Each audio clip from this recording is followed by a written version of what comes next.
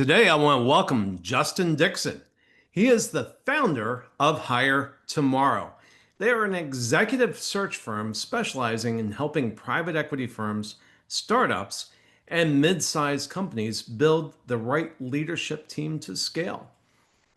Justin's done an Ironman in Arizona, which seems bold to me. He's also the host of Growth Capital podcast, where he interviews private equity leaders, portfolio company CEOs, and founders to uncover insights on scaling businesses. Beyond recruiting, Justin is an angel investor, a real estate investor, and an endurance athlete, including completing the aforementioned Ironman. Justin, welcome. Thank you. Happy to be here. I should mention you also live in Austin, which is That's pretty right. cool. Yeah, we should have done this in real person, in real life, as they say, right? Well, we could if I have a studio set up for that, but I don't. Oh Fair well. enough. But yeah, you're up in Cedar Park, which is northwest of Austin, and Bee Cave, which is a little bit southwest, or Yep. I guess technically due west, but we consider ourselves southwest. We Yeah. Yeah. No, it's great. yeah, it was funny when I first moved to Austin. I was having breakfast with a buddy up at Kirby Lane, up I think off 183 or somewhere up in North Oh, right. Austin. Yeah. And I looked at the guy I was having breakfast with. I said, I don't think any of our waitresses or waiters are qualified to work here. And he said, why is that? I said, they limit themselves to one piercing and they don't have any tattoos. And he laughed. He's like, well, you're used to South Austin. It's different up here. Yeah. Yeah. It's funny because when my wife and I moved here 5 years ago, I feel like everybody that we meet lives in South Austin. So it's very rare that we find people at networking events or whatever that live north of the river. And people that don't know Austin, people that live north of the river stay north of the river, and people that live south of the river stay south of the river. Traffic is a nightmare of going crossing over. So yeah, it's kind of interesting. Yeah, it's funny. I'm like barely south of the river. I mentioned that I live next to a nature preserve, Yeah. and if I go down the preserve, literally just steps from my house, I can be down at the river in about 40 minutes. Mm. Oh, that's cool. Yeah, yeah, it's nice. I used to go swimming off that, and the last time I went swimming was just a few days before I got COVID, which ended very, very well, not as badly as others, but I went in the hospital for 3 months. Oh my God. Yeah, yeah. And I don't know if I have the lungs to swim because there's a little bit of a current in Lake Austin. Yeah. And so I've been scared because it's really deep water there. So I've been scared to jump off the pier and into that current. Yeah. No, that definitely don't want to risk it. That would could end poorly for sure. Yeah. So anyway, well, I mean, first let's talk about the Ironman. That's kind of interesting. What compelled you to do an Ironman? What drives you to make health a focus or athletic? Uh, yeah. I grew up playing soccer. So, and then I never had done an Ironman, never did a triathlon. And then I had known a couple of friends that had done an Ironman, and I was looking for something challenging for 2022. And so the New Year's Eve before, I told my wife, I was like, I'm going to do an Ironman. And like I said, I didn't own a bike. I hadn't been in a pool to swim laps since I was probably 7 or 8. So I had to learn how to swim properly. I had to get a bike and actually learn how to ride the bike, like a road bike and like a tri bike. I'd done a few marathons, so felt very comfortable about the run. But yeah, I decided to kind of jump in with both feet. So I did my first triathlon in May here in Austin, the Cap Tex. And then I progressed the distances for two more triathlons, one in Waco and one in Kerrville. And then I did the full Ironman in November in Arizona. So I kind of went entire year just focused on training while running my business and trying to be a family man and all the other fun stuff. But a lot of my weekends were sat back here on this bike on my trainer, just spinning away so I could hopefully not die and complete the Ironman, which was the goal. So yeah. Wow. What's the elevation in was it in Phoenix? Was it in the Phoenix area or somewhere else? It's in Tempe, so it's right on like Scottsdale, Tempe, right Yeah. by Arizona State University is right there. I don't know the elevation, but it's pretty low, I would think. Is it lower Um, than because we're at like 900 feet here? yeah. I would have to Google it to be completely honest. I'm guessing it's probably similar, but yeah, it was luckily it was in November and not like July or August when obviously it would have been very, very hot in Arizona. It was pretty temperate. Wow. Yeah, and the reason I was asking, so when I was recovering from COVID, my legs were like a human altimeter. Hmm. And I flew to Vegas once, and as soon as I landed, I'm walking through the airport, I'm like, I'm at a different elevation. I could Oh, feel it in my interesting. legs. But of course, I was really sensitive to oxygen supply back then. Yeah. But it made me wonder because if you're doing all your training at one elevation, you're competing at another elevation, that can make a big difference. Oh yeah, like we visited a friend of ours that lives. We have two friends that live in Colorado, just south of Denver, near Colorado Springs, and one friend we went and visited. They live kind of at the normal kind of mile high height, and then our other friend lived farther up into the mountains. And I mean, I wasn't doing an Ironman or doing any running, but even just walking and hiking, at the different elevations is completely different. So if you train at sea level or close to sea level where we are, and you try to do a race, in the highlands, if you will, it's definitely a negative impact. However, if you train up north in like the elevation and do an event closer to sea level, I've talked to a buddy of mine. He does a bunch of endurance races, and he's like, I love training at elevation and then doing a race like in Austin because you feel like a Superman because you're able to breathe a lot better than people that just train locally. So yeah, that's why I watched a lot of Tour de France and a lot of cycling while I was sitting on my trainer. And so whenever they go and get prepared for the Tour de France or any of these big races, they do a lot of elevation training or altitude training. And so they train at high altitude because when you're going up the Alps and the Pyrenees, you go up to way higher altitudes than where we were. So yeah, it's pretty Yeah. interesting. One time I was driving down Capitol Texas Highway, from 183, and I see the cyclist, and it looked like there was some car hounding him. I'm like, why are you hounding this poor guy? And as I got closer, I realized, oh no, that's a support vehicle. Hmm. And as I pulled up side by side, I looked over, it was Lance Armstrong going down Capitol Texas Highway. Oh, that's crazy. Yeah. That's awesome. Yeah, I do not ride my bike outdoors in Texas. I've known way too many people that were either training for Ironmans or races and have been hit by cars. And yeah, so most of my training for the Ironman was in this room, stationary on the bike. I did a few outdoor rides, but very contained areas near where I live, just because yeah, there's a lot of I've heard about a lot of accidents from Yeah. like bicycles and cars and stuff. So I'd rather not put myself in harm's way as much as I possibly can. So let's switch gears a little bit and talk about Hire Tomorrow. Yeah. Why did you start that? When did you start that?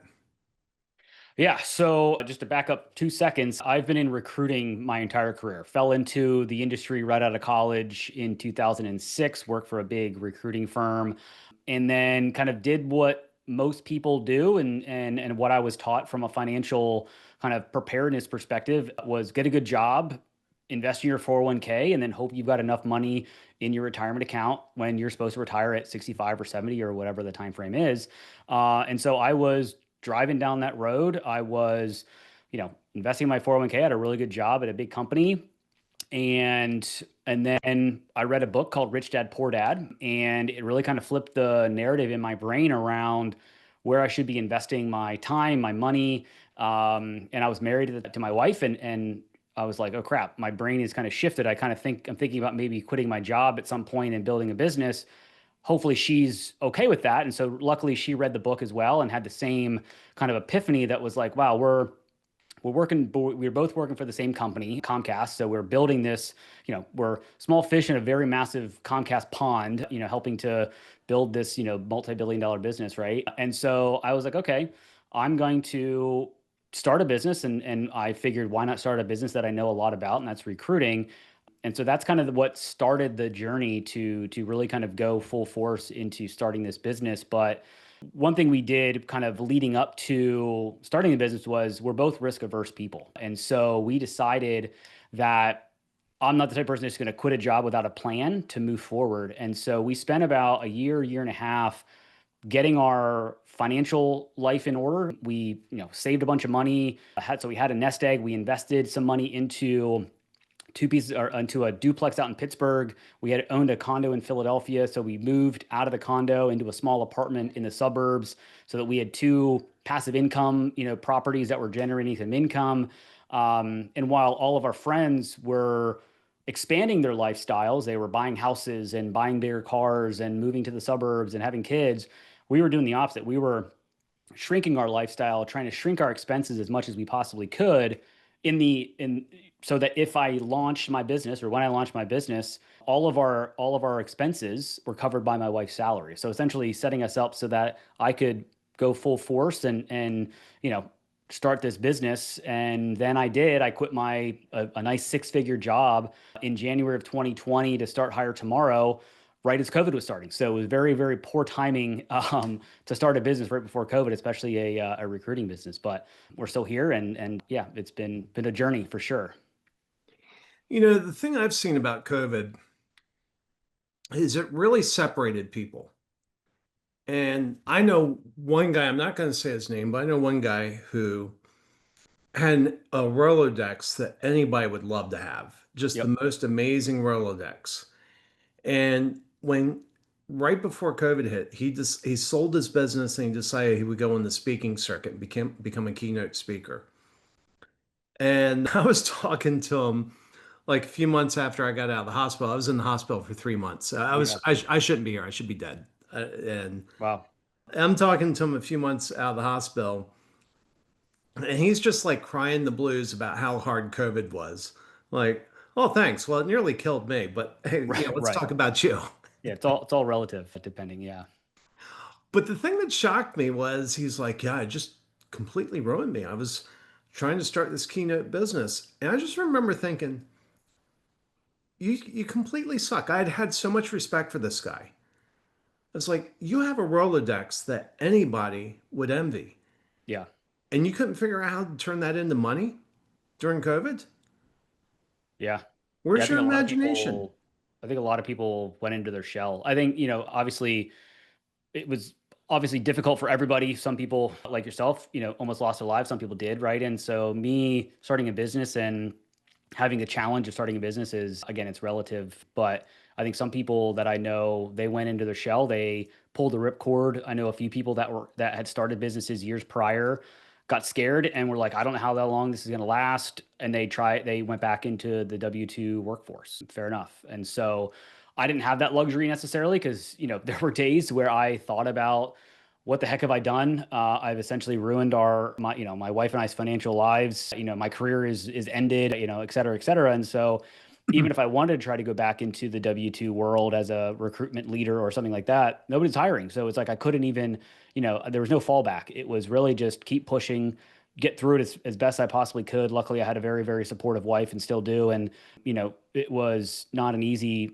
call it 12 months, but it was, to your point, it kind of set me up to say, okay, well, if I can get through that, I can get through pretty much anything business wise. Right. And so, yeah, I think it made some businesses very resilient, especially if you started or very early in your entrepreneurial journey during COVID. And others, it kind of weeded out the weak and it made the ones that stuck through it more prosperous once we got out of 2020 and into 2021. And then everybody was hiring and people were working remotely and moving all over the country and salaries were inflated. So from a recruiting firm perspective, it was great at that Oh, yeah. point. And we had moved to Austin. My wife got a job offer down here and with a tech startup, and we moved here sight unseen. We'd never been to Austin. So, she got the job offer, and I remember her telling me, I'm like, well, we don't have to move. They're like fully remote. She's like, I'm moving to Austin. So if you want to come, I'll see you there, or you can stay here.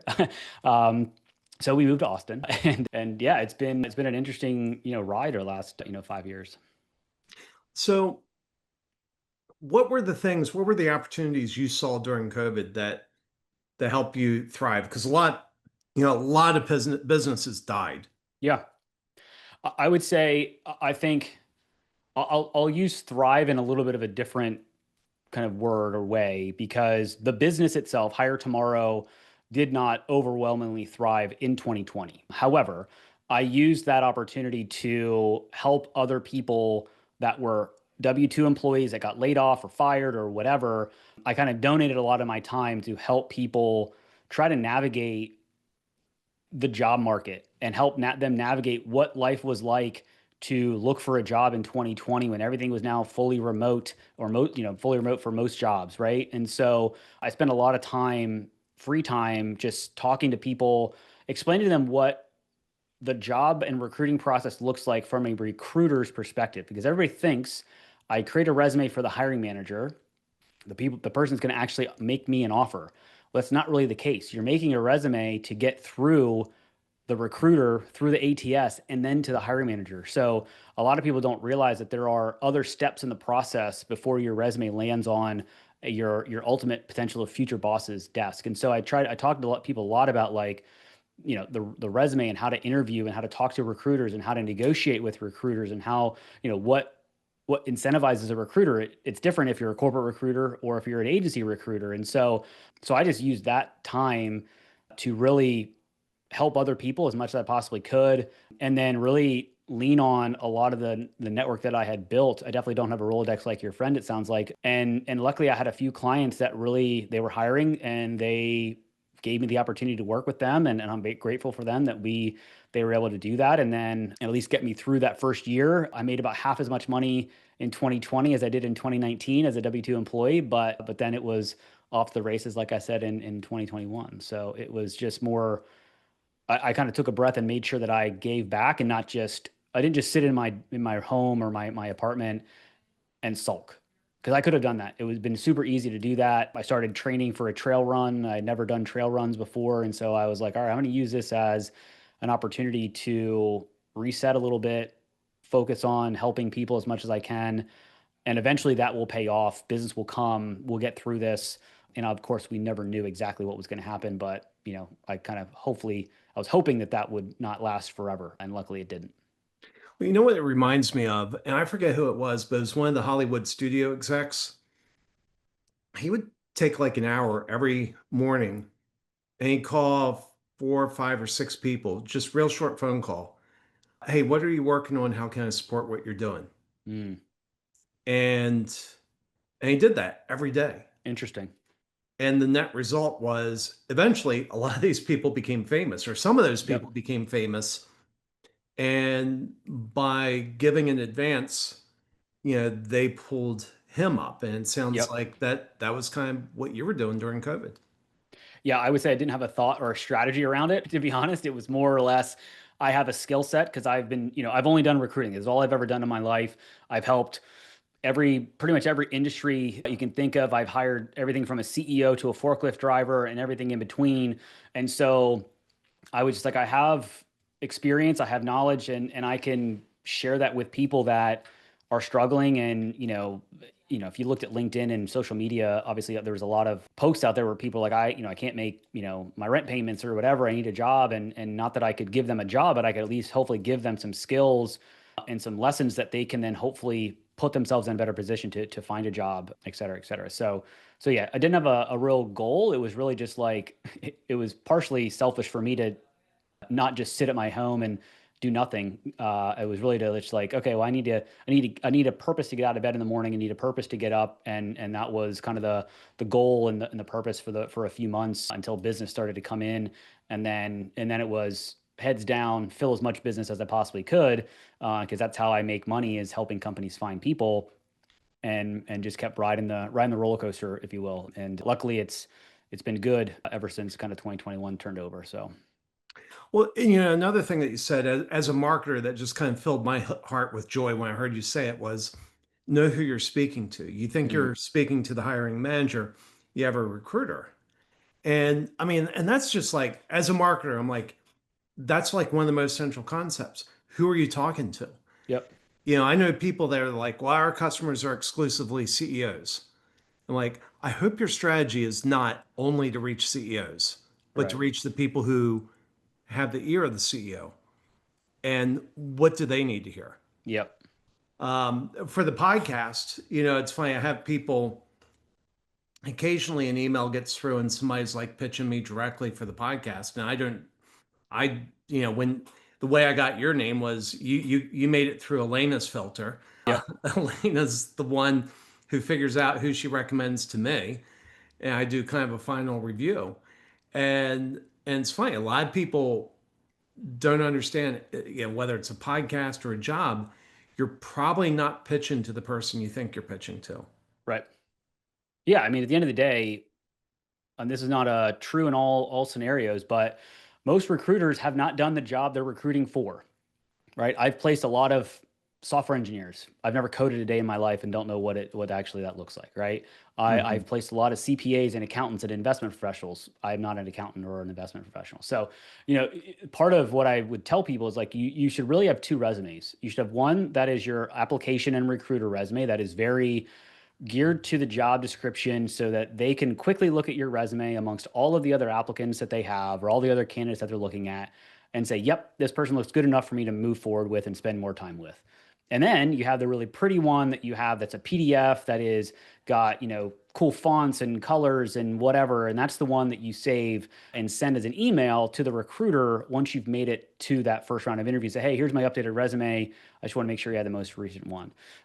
Because while AI is solving a lot of problems in the world, they still haven't solved the parsing problem with applicant tracking systems and resumes. It's getting better, but you should really get a resume that is something you use to apply, that's very informational, not as attractively looking, unless you're a graphic designer. That's maybe the only anomaly. And then you have another resume that you are saving that is really pretty that you essentially send to the recruiter or the hiring manager once you get to that stage of the interview.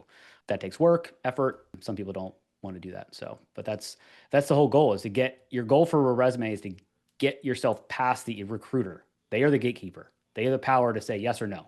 People don't realize that. I don't know why, but I have the power to say, yep, Craig, you look great, or nope, I don't like the way you put that on your resume. I'm not going to move you forward. And some recruiters have good days and bad days, and you may catch them on a bad day and your resume doesn't get through and you don't know why. Yeah. It's funny. There have been a number of situations where I was trying to persuade somebody that I knew I would never be able to talk to directly.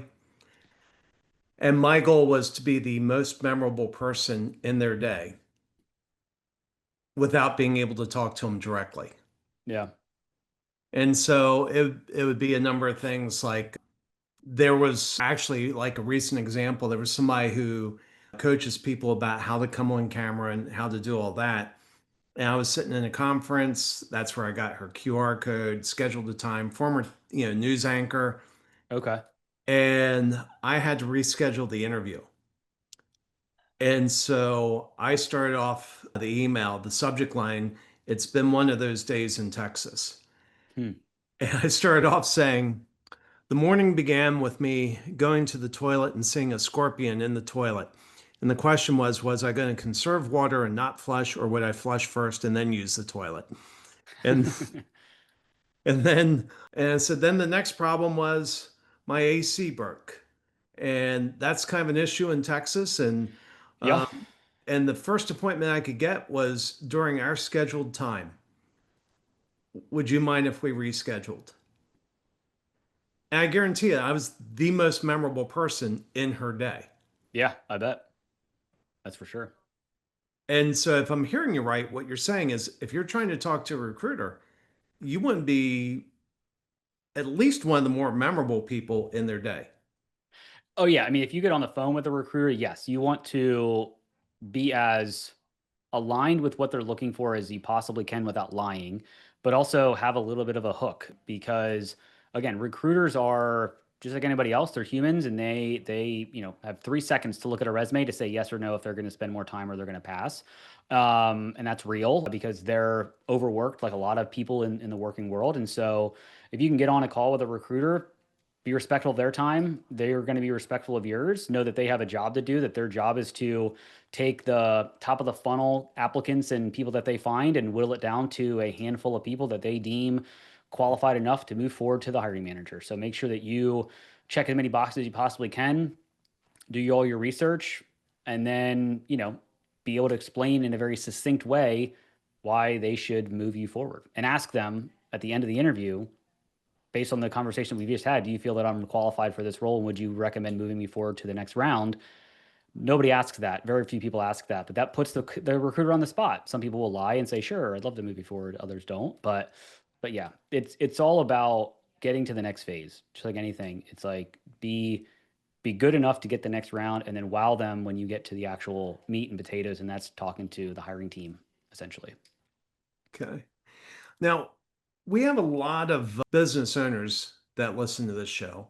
Yep. As we wrap up, here's your chance. What is it business owners should know that they don't know when working with a recruiter? Well, there's a lot. I mean, I would say the biggest thing that you should really think about when you're talking to a recruiter is know who the person is that's actually going to be doing the recruiting, meaning who is a person, like if you're working with an agency like myself, if let's say my salesperson sells you the business, they say, hey, Craig, we'd love to help you hire a CPA, right? Justin is going to be the person that's doing the recruiting. You as a business owner want to talk to Justin. You want to talk to the recruiter that's actually going to be selling to the candidate why they should think about joining your company. Because if you think that my salesperson who sold the business to you is the person doing the recruiting, they most likely are not. Sometimes it's a 20-year-old kid that doesn't know their ass in their elbow like I was when I first started, but you want to give that recruiter all the ammo that they need to make sure that they can find the best talent for you, because your time is money. If you're a business owner and you're the one doing the recruiting, you're probably a small business. So you need to spend as little time as possible wasting time with bad candidates. So giving that recruiter the most information they need is going to save you a lot of time. Very cool. Well, Justin, this has been fascinating. Thanks for coming on. How can people reach you? Yeah, I mean, I'm all over LinkedIn, so check me out on LinkedIn. My email is just jdixon, that's Dixon, at hiretomorrow.com. Excellent. And you're the host of the Growth Capital podcast. Correct. Yeah, check me out. We interview startup founders, CEOs of private equity-backed companies, and people that are in the investing world. So it's an opportunity for startup founders to talk about what they do, why they started businesses, similar to kind of the conversations that I'm sure you have. Yeah, it's a lot of fun talking about the M&A world. Very cool. Well, hey, Justin, thanks for coming on Leaders and Legacies. Thank you, Craig. Appreciate it.